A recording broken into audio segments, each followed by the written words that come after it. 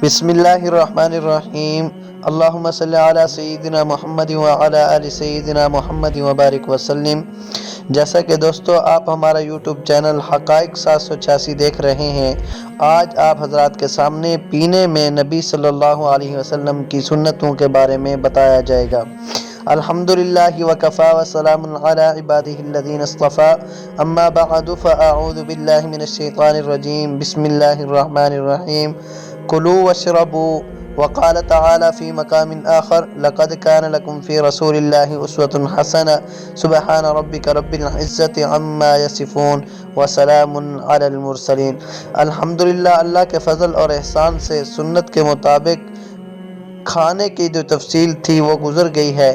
انشاءاللہ آج آپ حضرات کے سامنے پینے کی سنتیں اور اس کی تفصیل بیان کریں گے۔ اللہ تعالی ہم سب کو عمل کرنے کی توفیق عطا فرمائے۔ آج جو باب شروع ہو رہا ہے وہ پینے کے متعلق رسول اللہ صلی اللہ علیہ وسلم کے مبارک طریقے ہیں، اور آپ صلی اللہ علیہ وسلم کا اسوہ حسنہ اور آپ صلی اللہ علیہ وسلم کی مبارک سنتیں ہیں۔ امی عائشہ رضی اللہ تعالی عنہ فرماتی ہیں کہ نبی کریم صلی اللہ علیہ وسلم کو پینے کی دو چیزوں میں ٹھنڈی اور میٹھی چیز زیادہ پسند تھی۔ پینے میں نبی صلی اللہ علیہ وسلم کی پسند کیا تھی کہ چیز ٹھنڈی بھی ہو اور میٹھی بھی ہو۔ اس میں یہ بھی احتمال ہے کہ شہد کا شربت یا کھجور کا نبیذ مراد ہو، لیکن ایک بات بہت خاص اور اہم ہے کہ کھانے پینے میں بالخصوص کھانے کے اندر نبی کریم صلی اللہ علیہ وسلم کسی قسم کا اہتمام نہ فرماتے۔ ہاں، اگر کوئی مہمان ہوتا اور بات تھی، اپنے لیے گھر والوں کے لیے کسی قسم کا اہتمام نہ فرماتے، جو حاضر ہوتا اللہ کا شکر ادا کرتے اور اس کو نوش فرما لیتے۔ لیکن پینے کے بارے میں آتا ہے کہ نبی کریم صلی اللہ علیہ وسلم کے دربار میں میٹھے اور ٹھنڈے پانی کا خاص اہتمام تھا، اس لیے نبی صلی اللہ علیہ وسلم کے لیے ٹھنڈا اور میٹھا پانی مدینہ شریف سے 36 میل دور سقیہ نامی جگہ سے لایا جاتا، تو گویا ٹھنڈے پانی کا اہتمام کرنا بھی سنت ہے۔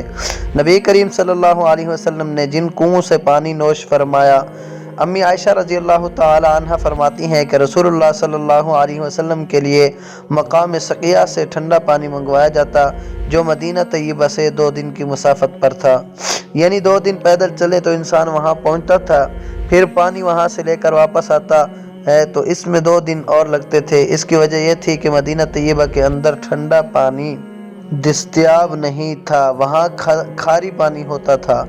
آپ صلی اللہ علیہ وسلم کی پسند ٹھنڈا پانی تھا۔ حضرت ابو رافع رضی اللہ تعالی عنہ کی بیوی کہتی ہیں کہ رسول اللہ صلی اللہ علیہ وسلم نے جب حضرت ابو ایوب انصاری کے ہاں قیام کیا تو آپ صلی اللہ علیہ وسلم کے لیے مالک بن نضر کے کنویں سے میٹھا پانی لایا جاتا، پھر اس کے علاوہ ازواج مطہرات کے لیے بئر سقیہ سے پانی لایا جاتا، اور رباح اسود جو حضور صلی اللہ علیہ وسلم کے غلام تھے اور خادم بھی تھے، وہ کبھی بئر سقیہ سے پانی لاتے اور کبھی بئر غرس سے پانی لاتے۔ شمائل کبریٰ۔ یہ مختلف کنویں تھے۔ حضرت حشیم بن نضر نے کہا، میں آپ صلی اللہ علیہ وسلم کے لیے بئر تیہان سے پانی لایا کرتا تھا، اس کا پانی بہت میٹھا اور شاندار تھا۔ عمر بن حاکم کہتے ہیں کہ نبی کریم صلی اللہ علیہ وسلم کے لیے ٹھنڈا پانی بئر غرس سے لایا جاتا اور آپ صلی اللہ علیہ وسلم اسی کنویں کے پانی سے غسل فرمایا کرتے تھے۔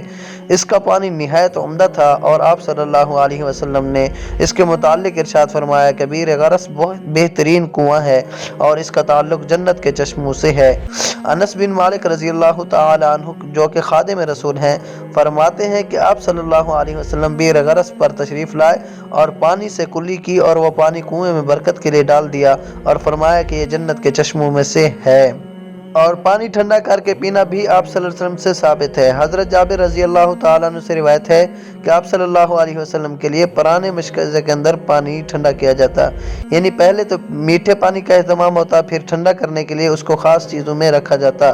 تو اس سے معلوم ہوتا ہے کہ ٹھنڈے پانی کے اہتمام کے لیے برف کا انتظام کرنا، صراحی کا انتظام کرنا، واٹر کولر کا انتظام کرنا، یہ سب خلاف سنت نہیں بلکہ یہ سب سنت میں شامل ہے، اور یہ زہد کے خلاف بھی نہیں، ورنہ نبی علیہ अलैहिस्सलाम इसको इस्तेमाल न फरमाते तो पानी के लिए वाटर कूलर का इंतज़ाम करना सुन्नत है। इमाम मालिक रहमतुल्लाह अलैह ने अपने शागिर्दों से फरमाया कि ऐ बेटो, पानी को ठंडा करके पियो, क्योंकि ठंडा पानी पीने की वजह से दिल की गहराइयों से शुक्र अदा होता है। इंसान को प्यास लगी हो, गर्मी लगी हो, उस वक्त सादा पानी पी ले तो शुक्र की वो कैफियत नहीं निकलेगी। उस वक्त ठंडा पानी हो, मीठा पानी जिससे तबीयत सैराब हो जाए, उसकी रग रग अल्लाह का शुक्र अदा कर रही होती है।